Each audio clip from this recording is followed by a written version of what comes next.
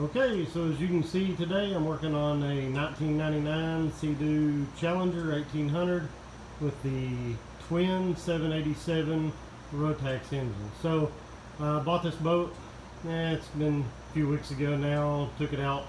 I've had it out about 6 times on the lake, had a lot of fun with the family and everything, but all at once, I thought I lost a motor. It sounded like something internal went and it went bad. So went ahead and shut that motor down and idled it in 5 miles an hour, I guess you'd say. Got it back to the trailer, got it on the trailer, got it loaded and brought it home, got to looking at it.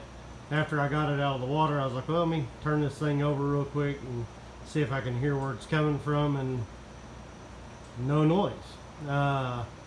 Wasn't making the same noise again, so I shut it off and kind of got to looking around and thought, well, if it's only making the noise under power, then it's got to be something external from the motor.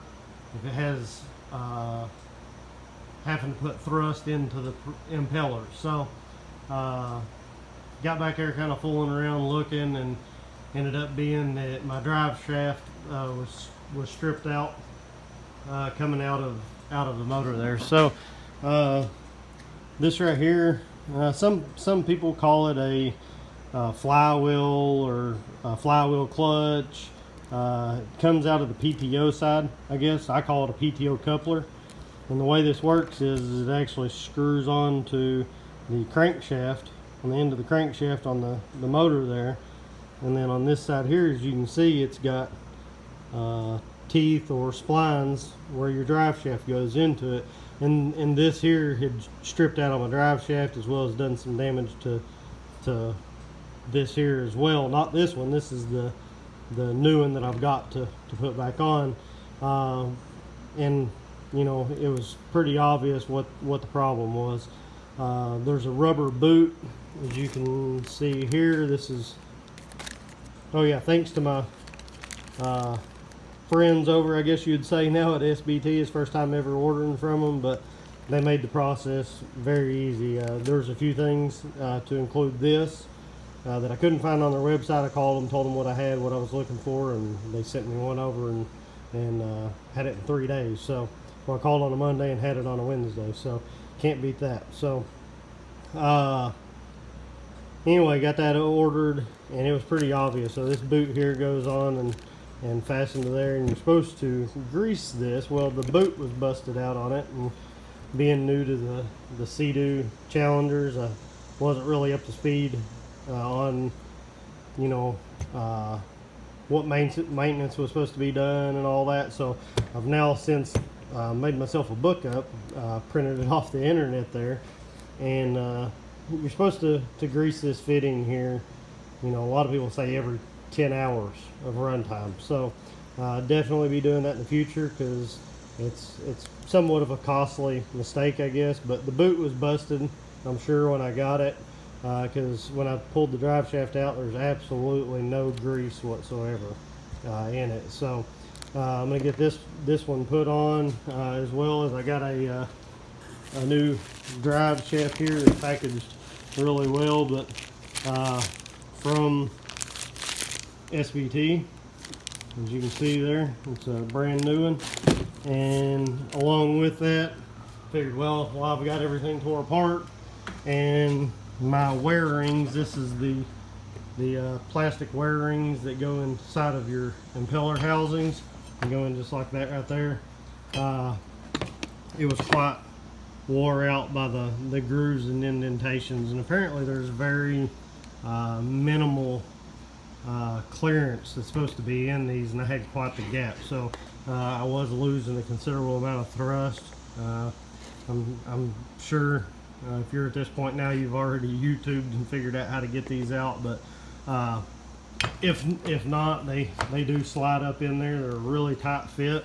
In order to get them out, you have to take and cut a notch out in them, and I used one of the little vibrating oscillating tools, and just was real careful trying not to get into the actual housing itself. So got some new wear rings and some other seals, and I've got 2 new impellers. As you can see, these have somebody had already done some work on them and grinding them down, and they're about paper thin on the tips here. So I've ordered 2 new impellers. I should have them tomorrow from SBT, and I'm looking forward to getting this thing back on the water. But moving on back to what initially I was talking about here, is this piece here. In order to get it out, I've read through the book and everything I've seen. There's really no easy way of doing this, but if you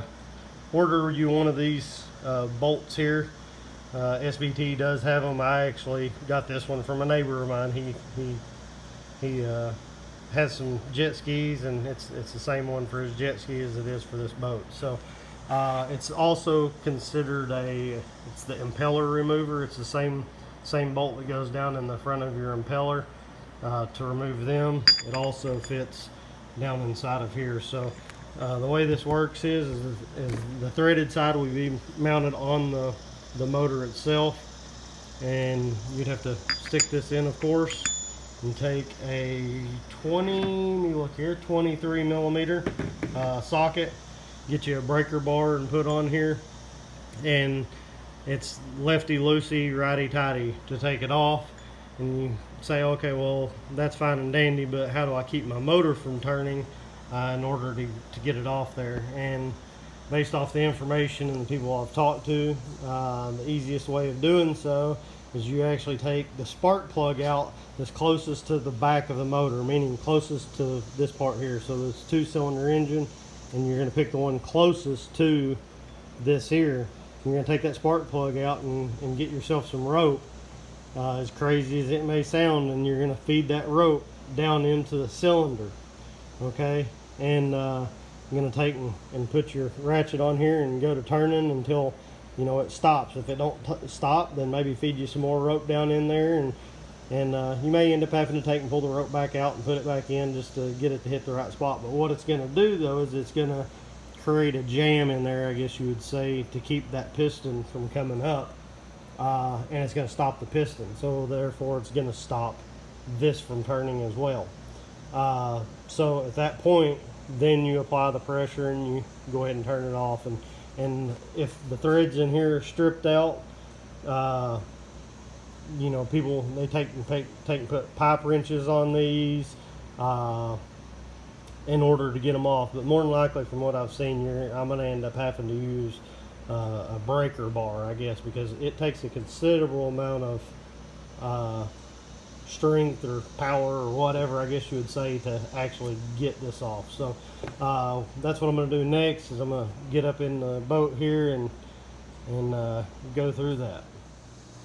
Okay, so we're in the back of the boat here, and I went ahead and took the spark plug out, and I've just stuck the end of the rope here into the spark plug hole, but just to kind of go ahead and get the start on it. But if you'll notice, I went ahead and bought brand new rope.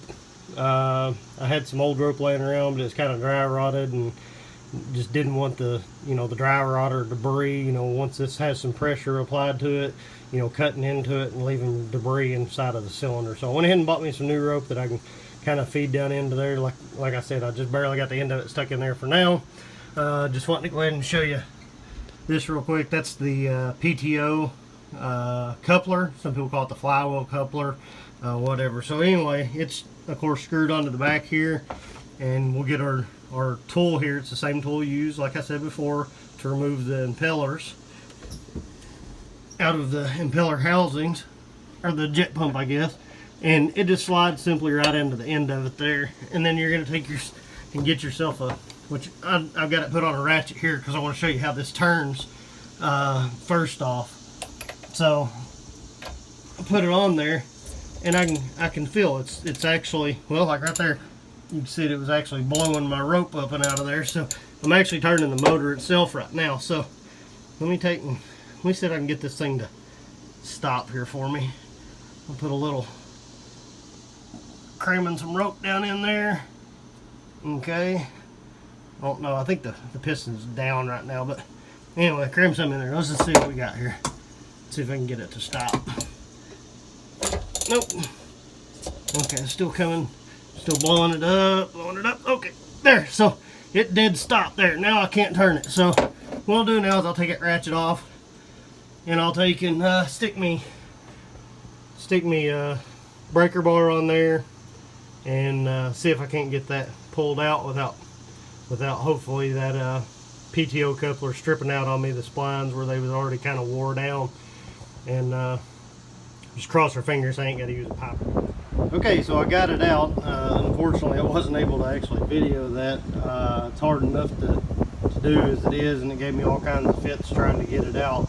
But I wasn't able to video it at the same time. I don't have enough hands, unfortunately. So kind of give you a little idea as to what I had to go through, though, to get it out. Initially put a breaker bar on it. It was unsuccessful. Took and stuck this square piece of pipe, I guess you would say, over my breaker bar, and put my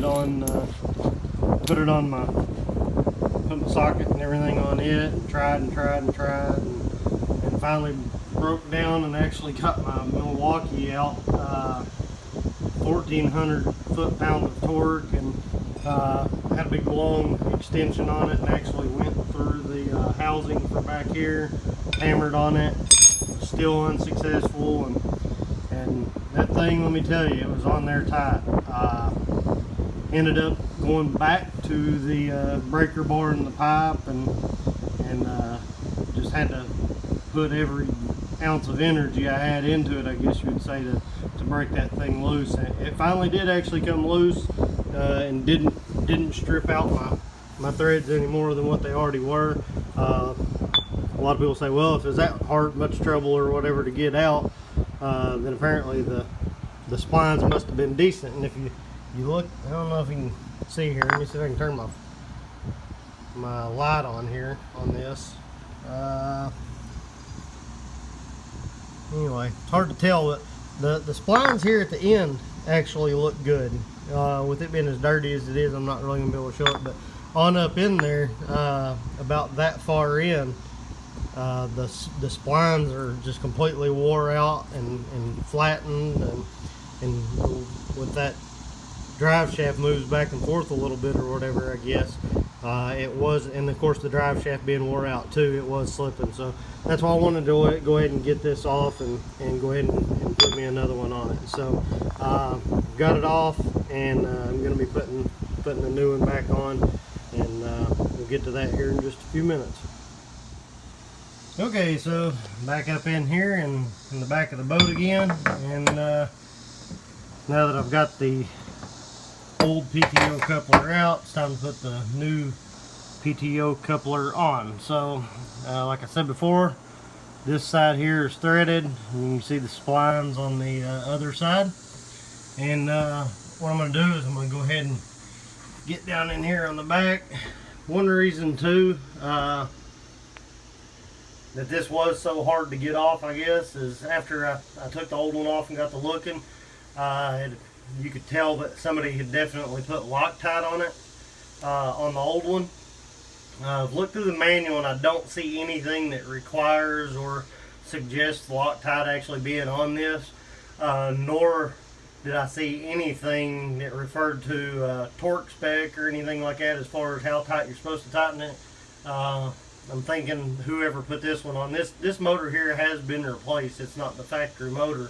It's a remanufactured motor. So I'm guessing that whoever put that on, maybe they wasn't real sure, or maybe they know something that I don't know. But I'm not putting Loctite back on this, nor am I gonna impact it on or whatever. I don't think that there's that much of a requirement in terms of the way the motor turns and it propels, where this thing would ever spin itself loose. So I'm gonna screw it on, and I'm gonna snug it down good and tight, but I'm not gonna throw the 1,000 foot-pounds of torque to it like apparently they did. So I know these things, are quite difficult to remove anyway, but I think this one was a little ridiculous, to say the least, to take off. So anyway, let me see if I can get down in here and video this at the same time. So I'm gonna get down in here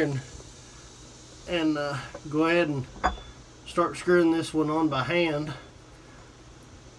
Okay, so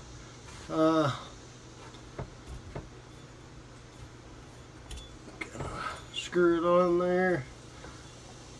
Okay, it's going quite easy.